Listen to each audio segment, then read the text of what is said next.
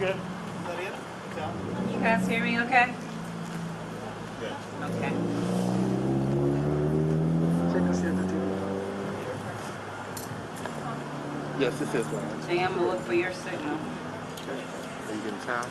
Yeah. Huh? No, because you know you got on that TV.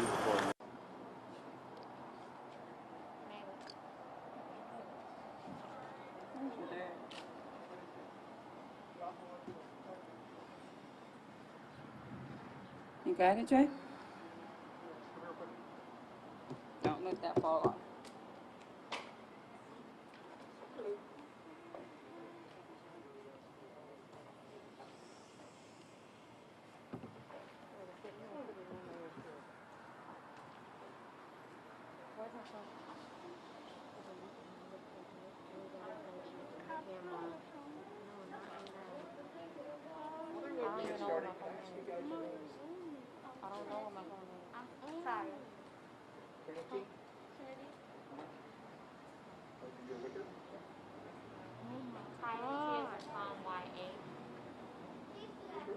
Hey, y'all, John Bell Edwards just finished his press conference. We're going to start in 3 minutes. Okay. Thanks, y'all, for being patient.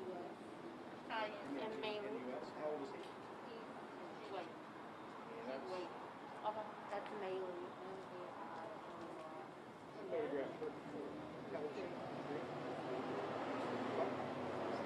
Six. Okay. Yeah, I took a picture of her on the picture thing. You. No, you. Yeah. At graduation. At the graduation. Yeah. Did you ever see that? I did. It was a great picture. It's on my thing. I love it. Oh, no, thank you. She's our official spokesperson, so if you have any responses, you can talk to her. Oh, this is how old Magnus was? He was 8. He's 8.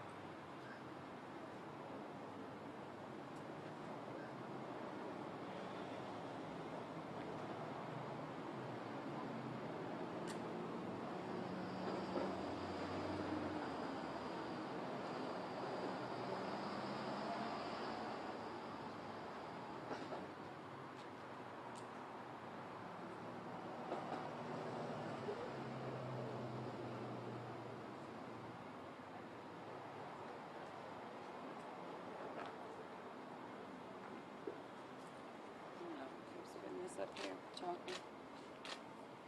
Take this. Trinity, take this.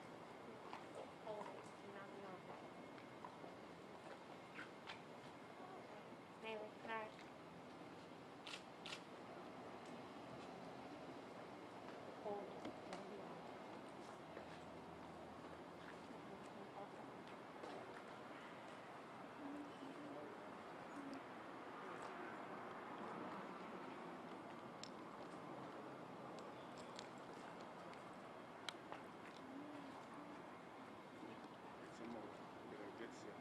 Get a good sip.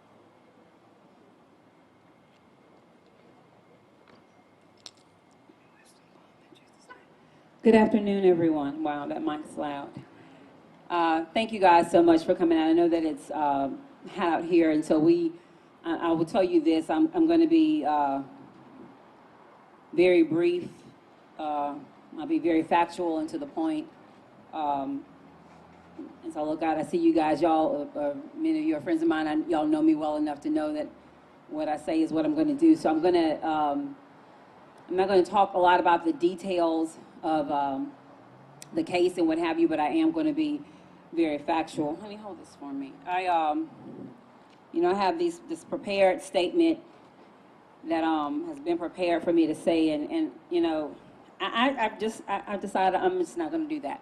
And I know my consultants are out there breathing, probably about to pass out. But I think that having these, I just want to talk to you guys from my heart and tell you the truth. That's all I have. That's all I've ever done. That's who I am, and that's never going to change about me. I've always done the right thing for the right reason. Many of you have known I've been in political office and have been an elected official for 12, been in political office for over 20 some odd years, so I am definitely not a rookie at this. I will tell you this, I'm going to be very factual. As you know by now, because it's been all over the media, that there was an appeal of the judge's decision. There was an original challenge to my candidacy regarding the filing of my taxes. And I've said over and over, have submitted letters to reference that in terms of evidence that I have filed my taxes. But there was a decision to challenge my candidacy, saying that that was not the truth. We went to court. Many of you are aware of that because you've published that information, that the judge overwhelmingly ruled in my favor without prejudice and said that in addition to the evidence that I prepared, as well as my testimony, that he overwhelmingly believed that I had in fact filed my taxes and did what I was supposed to do, and that judgment was rendered. Obviously, that was not to the satisfaction of my opposition and those individuals that are intent on getting me out of this race for mayor president, and so they decided to file an appeal. And so on yesterday, we went before an appeals court of 5 judges, and there was a split decision, and we lost by 1 vote regarding reversing the judge's decision. I will tell you that there was a quote that I recently learned about, and it's very fitting, and it's by Robert Frost, and I'll use just a portion of the quote. I won't use the whole thing, but it says, never be bullied into silence.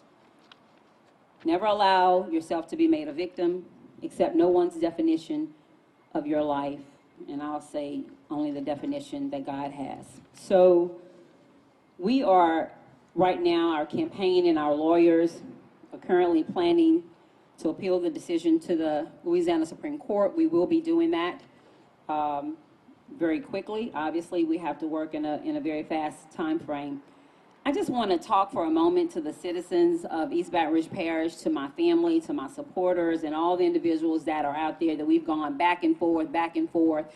Let me just explain all of this from the beginning, because as I'm going through this legal process, I'm finding that there are certain things that are being reported, and there are certain things that are not being reported. And I just want to tell you the truth. Many of you may have not been in that original hearing, but I want to tell you just a couple of the facts of the case, okay?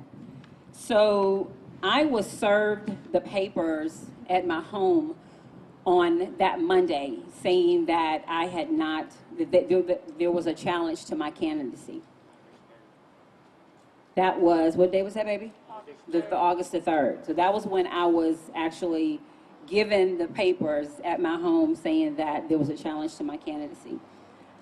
That same day, I went to the Louisiana Department of Revenue because, much to my surprise, I've always filed my taxes. I've gotten returns.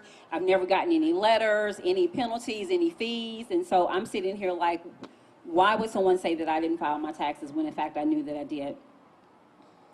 So I went to LDR. My husband and I sat there the entire day making sure that everything was in play, asking the questions, why are people saying that I have not filed my taxes? What do you have? What do you don't have? There was a letter that was submitted on, I guess, the 24th, a public records request that was submitted, that was signed by a representative from LDR saying that they could not confirm that I had filed my 2016 and 2018 taxes. I have a letter from the day that I went, again, and remember, so this was a Monday, I had to appear in court on Tuesday, the very next day. So in that period of time, I was able to gather everything that I could and make sure that they understood that help me explain what you're saying. Spoke to the LDR representative. The LDR representative gave me a letter. I said, do I owe you guys anything? Have you sent me any letters that I missed? Are there any penalties? Are there any fees? Anything that's owed? And she said, no. There's nothing that you owe. You don't have any penalties. You don't have any fees. You don't have any late charges, any interest, and your taxes are filed. So there was a question about my 2016 taxes, and so you heard in the briefing, I did submit a replacement of that. She said, we have a history here sometimes of losing people's taxes. It's not to say that, that you did not do it. We just don't have record of it. So I said, okay, fine. Let me just give you another copy of that. And I did. Left there with the letter saying you submitted everything. There's no penalties, fees, interest. Note, again, I've never gotten a letter since 2016 or otherwise that I had not submitted my taxes. So to my understanding, everything was done in decency and in order. Only refunds. Oh, my family's reminded me. In addition to that, I received refunds from them as early as April of this year. So my second question that is not being reported sometimes or was not even able to be mentioned, because I did not get a chance to testify in the appeals court. I did get a chance to testify in the first challenge. But I've also gotten refunds. So I don't know about you guys, but you know, I filed my taxes. I did like each and every one of you. I don't know how many of you guys certified that you filed your taxes, or you do like everyone else, you drop it in the mail, and that's what I did. I've received refunds, like I said, as early as this year, no deductions, no penalties. So you tell me, if I had not filed my taxes, what taxing agency is going to give you refunds without any penalties or any interest or any deductions? That's what I've done. I did everything that I was supposed to do. I just wanted to make sure that my supporters, my family, the citizens of East Baton Rouge Parish understand that this is not right. This is not in order. I've been asked the question, is this politically motivated? And I'll tell you this, unequivocally, we know that it's politically motivated. From the first gentleman, Sonny Cranch, who was one of the first filers of the candidacy. He has direct links to Darrell Gissel's campaign, who is the mayor's CAO. There's no question about that. Secondly, I'm looking through the file papers, and I look at the report that came back from, or the public records request dated the 24th that came back from LDR. Yeah, y'all can probably tell I'm tired at this point. So I'm giving facts, and yeah, am I calling names? Yeah, I'm calling names. I'm tired. And so we looked at it, and I said, wow, this is interesting, because number one, I've been in political office and worked in government for many, many years. I've never in my entire lifetime seen a public records request returned on the same day. So there was a public records request delivered on the 24th. Within hours, that public records request was delivered back, saying that they had no record of me filing. So my question is, where's the investigative research? What documents did you use? What files did you look through? Did you look at through the paper, electronic? But you did that in a matter of hours.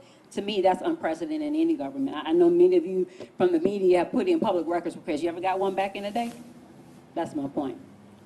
So the young lady that's actually signed the public records request is a young lady. Her name is Vanessa LaFleur. Many of you probably saw it on social media. Mayor Broom not long ago released an entire exhaustive list of everybody that's on her campaign team. Brian LaFleur is on her campaign team. That's Vanessa LaFleur's husband. So at minimum, I'm just saying, if you know that you and your husband, or your husband is on an opponent's campaign team, you have grants with the city, you have contracts with the city, at minimum, you should not be signing a public records request for her opponent. That's my point. Finally, today, well, I guess yesterday when the appeal was done, where's my water? When the appeals was filed, Mariala Pearson's name showed up as one of the attorneys that joined the opposition's team. Many of you know that Mariala Pearson is the mayor's attorney who is actually representing her as it relates to the St. George suit.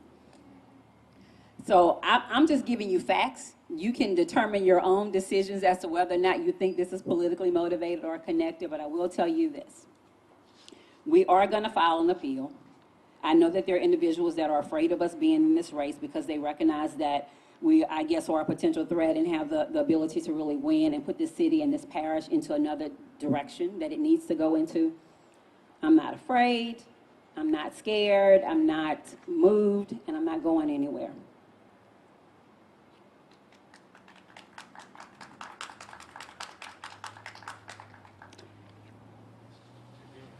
One of the reasons, the last thing that I want to say, and I'm gonna end on this, is that if you're looking for a case study on why good people don't run for office, this is a perfect test case right here. Because when good people try to get in office and just do the right thing for the right reason to serve the community, and then they're drugged through the dirt, they're drugged through the mud. My children are having to respond to stuff on social media. All we want to do is serve this community, y'all, and serve it to the best of our ability. That's what I'm committed to do. I'm not going to be scared. I'm not going to be cowered down. I'm not going to run away. So y'all can pull out everything that you want to in terms of whatever you think is going to cause the citizens of East Baton Rouge Parish to make another decision. But we're going to go to the Supreme Court. We're going to file our case. We're going to state the truth and the facts. And we're going to do the right thing because it's the right thing to do. I do believe that God has called me and anointed me for this time period. I believe that it is my job to help bring purity back to politics. Because so many people now are discouraged from running because they believe that you can't be an elected official, a political person, and be honest and be integrous and do things right. I stand here saying I'm going to bring purity back to politics, and I'm going to do the right thing for the right reason. I appreciate y'all. I'll take like 2 questions. Again, I can't answer anything regarding the case because y'all know I do plan to win, so I don't want to do anything that may jeopardize our opportunity, but I'll take maybe a couple of questions if you guys have questions. Yes, ma'am.